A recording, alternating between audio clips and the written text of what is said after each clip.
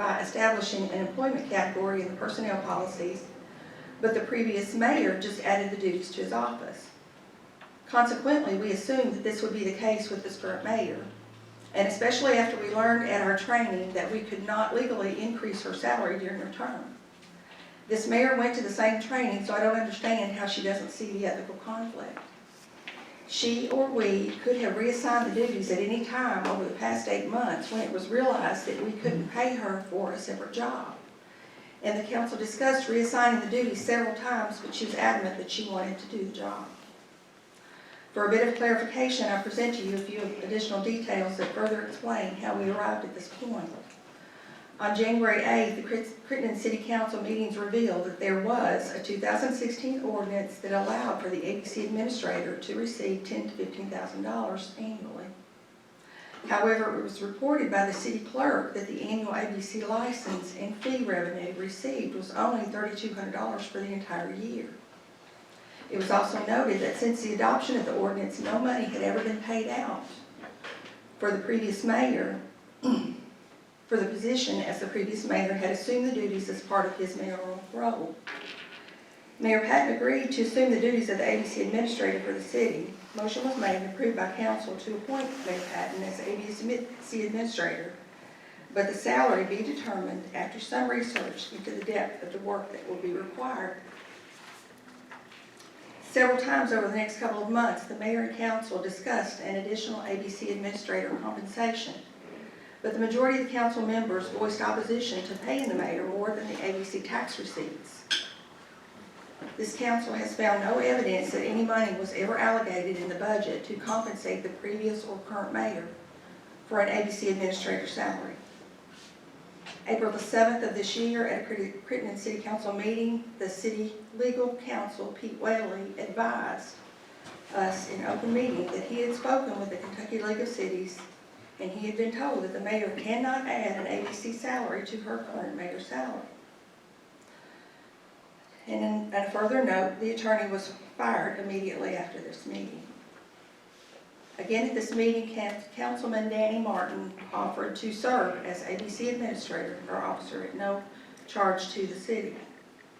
On 5/22, the council called a special meeting to discuss hiring a special council attorney to assist the council with these legal decisions due to Mayor Patton's claim that she's going to take the salary anyway, and other questionable activity since taking office, for example, exceeding spending limits, making appointments to boards without approval, false police reports, open records violations, open meetings violations, etc.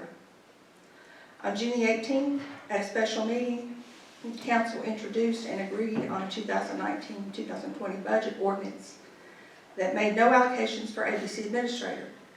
The reason no allocations were made was because we had a fully qualified volunteer in Danny Martin who offered to do the position for free to save the Crittenden taxpayers the $10,000 to $15,000 salary. On June the 27th of this year, the mayor of Crittenden wrote herself a check for $3,000 before taxes, and the city council was not notified of this expenditure. On July the 2nd, at a regular meeting, because we were not provided with a financial statement or other documentation beforehand, we failed to notice the check that was written to the mayor and signed by herself on 6/27/19, and further received no verbal notice or other disclosure either by the mayor or the city treasurer. Councilman Joe Duzin even pointedly asked if there were any unusual expenses, to which the mayor and city treasurer replied no. Since this occurrence, I feel like a few of us on council have been treated like we were just troublemakers for trying to bring this questionable activity to light. However, I promise you that I absolutely do not enjoy pointing out blatant and disturbing behavior by a fellow citizen, mayor, and someone that I previously considered a close friend. In closing, I respectfully turn this information over to you for discussion and any action. I wish I knew the answer to resolve this entire issue. At minimum, I believe the money should be returned to the city to avoid any appearance of official misconduct, abuse of public trust, and violating KRS 83A.070 by increasing the salary of a mayor while in office. That's all I have to say, and I appreciate your time. If I could I build upon what? I'd like to say something first. Now, if we swear Danny in as the ABC officer, would he have to vacate his position on city council? If it's something that I'm not allowed to do, I don't want to do it. Okay. So if it is that, I don't know if I can do it without money, I don't I don't know. think there's a difference. Also, the judge executive of our county does the ABC administration, For free. but he doesn't. And then Rick Skinner, mayor of Williamstown.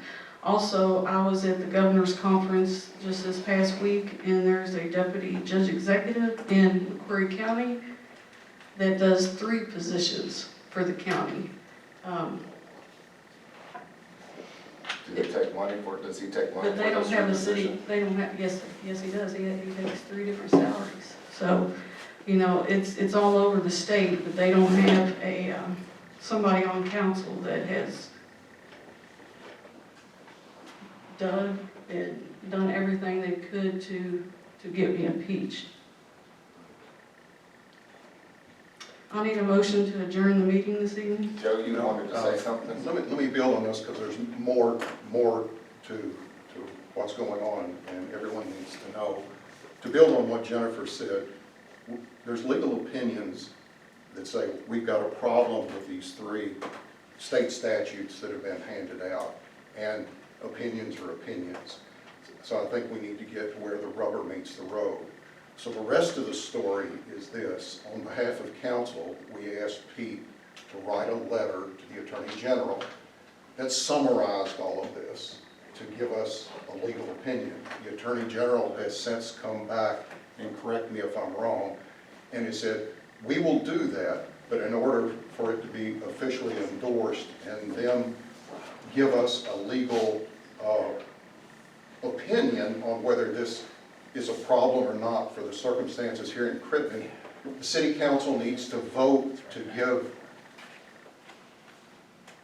give the Attorney General's office the right to say if we got a problem with the circumstances with these ordinances here in Crittenden. So by that, I'm making a motion that we complete this by giving a vote to Pete's summary letter that's already gone and come back saying that they would do this, along with backup information similar to what Councilman Humphrey has said, and get a real legal opinion on, because KLC says one thing, some outside attorneys say this, but we need to go where the rubber meets the road. It's big enough, let's get them to render an opinion. So I would make a motion that we vote to endorse the Attorney General's office to give us an answer. Joe, when you said in your motion, you're saying that the letter that Ms. Humphrey just read goes with the evidence and the KRS and this? No. Thing. Pete wrote Mr. Whaley wrote a summary letter with about 6 questions on it, referencing these ordinances that were handed out, and to get their opinion on that. And they said they would do that. They need more background information that we got. We haven't given them all that yet, but they basically said they would give us a legal opinion, but what they needed from us was a vote from City Council saying we want them to do it. Is that accurate? Yes. So, if I may comment on it, and Pete did send me a copy letter, and the first thing that I looked at when I said is, how in the world is a body that is subject to the open meetings going to ask for an opinion from the Attorney General on a matter that they clearly conferred about privately outside of an open meeting? So in order to be able to send a letter down on behalf of the council, because that's the way it was styled, there would have had to have been some action taken by this board, not in public, to be able to ratify and endorse that statement. So I was of the opinion, that it's going to come back because, of course, there was never a hearing on it. There was never any discussion. That, in essence, is a violation of the law. So we are asking the Attorney General to give us an opinion on the law, when in fact the very essence of of the initial shot or proverbial question was a violation of law because people met privately under closed doors. And I was just kind of shocked by it because clearly you have to have a majority of council authorize the council to ask for that opinion. Because you're asking on behalf of the council. We don't know what that vote's gonna be, and not everyone in the council votes. Mr. Edmondson, before you got on board, they were talking about the pay, of talking to Kentucky League of Cities.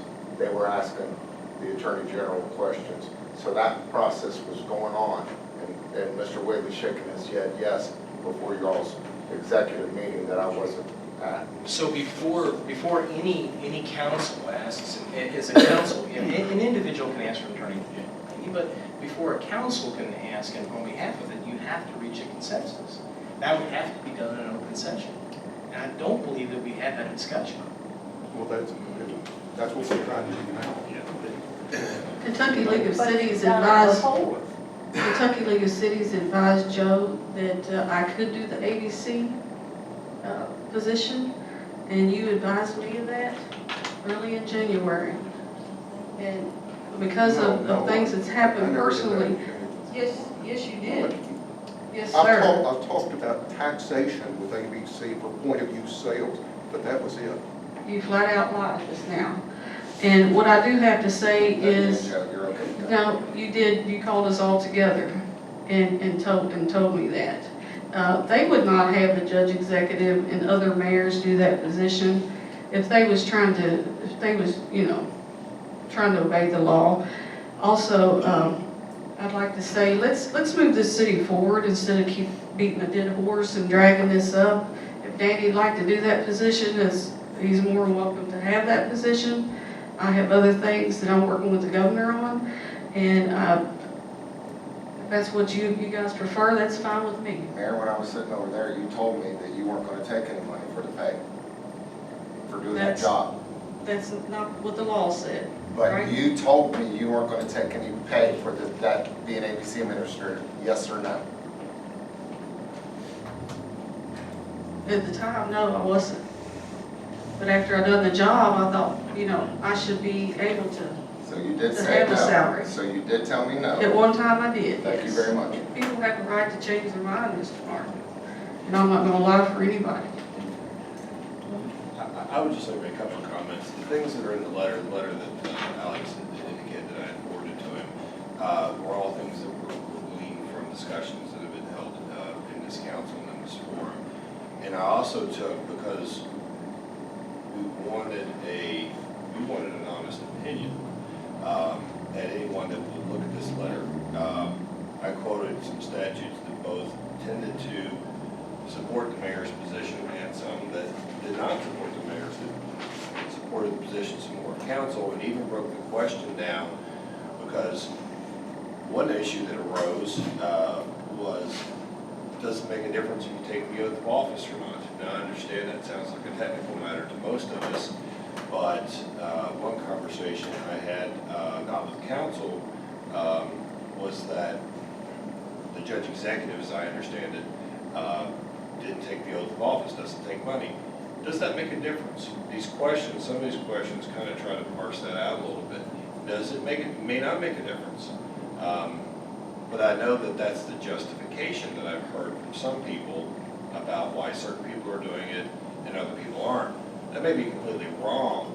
So they mentioned these 6 or 7 questions I posed. That's why there's so many. That's why it wasn't just a can you or can't you. I wanted to drill down a little bit more to see if any of these things make a difference or not. And that's what I was inquiring about. That is the bulk of it. And I indicated, yes, that a lot of smaller towns, smaller counties have people that wear both hats. And it's not just us. So I thought it would be a general good, not just for Crittenden, but for other places to know if this is okay, and if it's okay, under what circumstances is it okay, or if it's blanketly not okay.